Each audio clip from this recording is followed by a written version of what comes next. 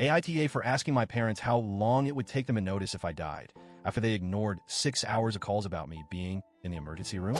I, 16M, am the middle child of 3 boys. My older brother is only 10 months older than me, 17M, and my younger brother is 2 years younger, 14M. That means my parents had 3 sons in less than 3 years, which by all accounts is a lot to handle. But from the beginning, the dynamic in our house has always revolved around my older and younger brothers because they hate each other. They're constantly fighting. Not just typical sibling stuff, but full-on shouting matches, physical fights, and passive-aggressive nonsense like hiding each other's things or lying to get the other in trouble. Their drama demands so much of my parents' attention that it feels like there's never anything left for me. And the worst part is my parents have used that as an excuse for everything. We're just so overwhelmed. Your brothers are so much work, you're the easy one. And for a while, I accepted that. I was quiet. I followed rules. I didn't fight or demand much. But somewhere along the line, easy turned into invisible. When we were younger, it was small things. If we went to the grocery store, my parents would always let each of us pick out one treat. But somehow, they always forgot to ask me, and I'd have to speak up after everything was paid for.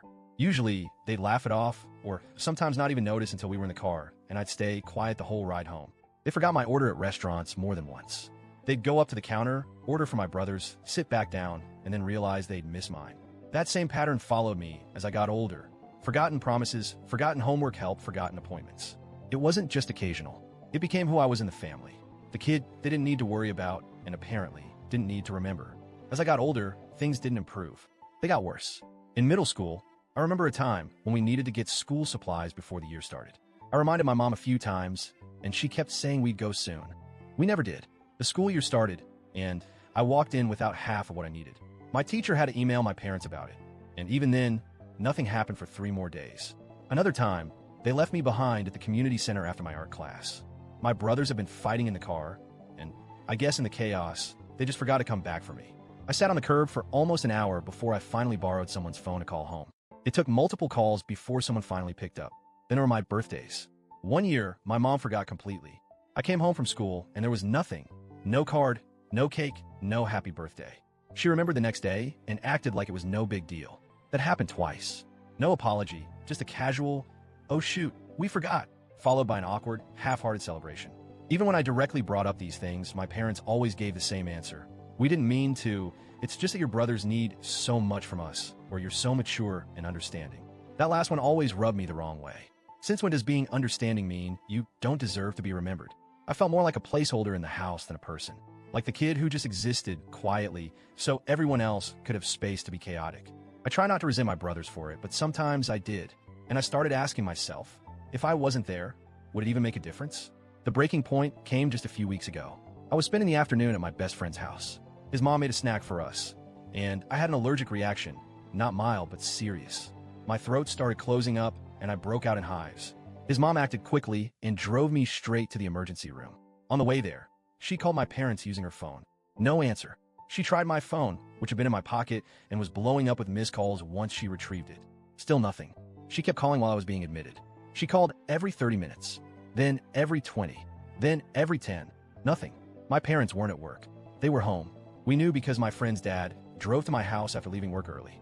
He rang the bell and told them in person what had happened. By the time they showed up at the hospital, it had been over 7 hours since I was brought in. I had already been treated, stabilized, and admitted for overnight observation. My best friend's mom had stayed with me, holding my hand while I cried. The nurses weren't supposed to allow that, but I was so upset, so clearly shaken, that they made an exception. When my parents arrived, they acted concerned, but it felt forced. Their voices were soft, their hands were gentle, but none of it landed. I told them to go home. I didn't want them there. I didn't want to see them. And honestly, I didn't want to be around people who only showed up when someone physically knocked on their door and said, "Hey, your kid is in the hospital." The next morning, they came to pick me up. Things were weird in the car. Quiet. They kept checking in on me, but I didn't say much. The damage had already been done. About a week passed. My parents tried to act like everything was fine, like their one visit to the hospital had erased everything that happened before it.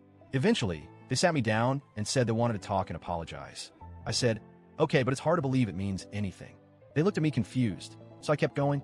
I told them I didn't understand how they could miss 6 hours of calls, that I was home late by nearly 3 hours and they didn't even notice, that it took someone physically coming to the door for them to realize I was missing. They started making excuses again, saying my brothers had been fighting that afternoon and it took all their attention, that they assumed I was just staying late or forgot to call. but they didn't mean to ignore me. At that point, something in me snapped. I asked them, how long would it take you to notice if I died? Or would you even notice at all? They both froze. My mom looked like she'd been slapped. My dad's face went pale. They asked me why I would say something so cruel, and I said, because it feels true. I meant it. I didn't say it to be dramatic or edgy. I said it because I wanted them to understand what this has felt like for years. They didn't respond. The conversation ended there. A few days passed before my dad said anything else. He came into my room one evening and told me that what I said really hurt them, that it felt like I went out of my way to be cruel. He said I was usually the more mature one, and he was surprised I would stoop to something like that. I didn't say much. I didn't feel like arguing, but I thought about it for a long time afterward. Was I cruel, or was I just finally honest? I've spent years being the mature one, the calm one, the understanding one. I've spent years letting things slide. Birthdays, forgotten pickups, broken promises, because my brothers need more attention. And I'm tired of that being used as a free pass to treat me like I don't exist. So yeah, maybe it was harsh. Maybe it stung. But it was the truth.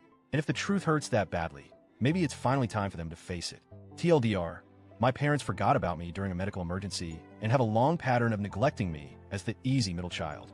I asked them how long it would take them to notice if I died, or if they'd even notice at all. And now they think I'm cruel. AITA,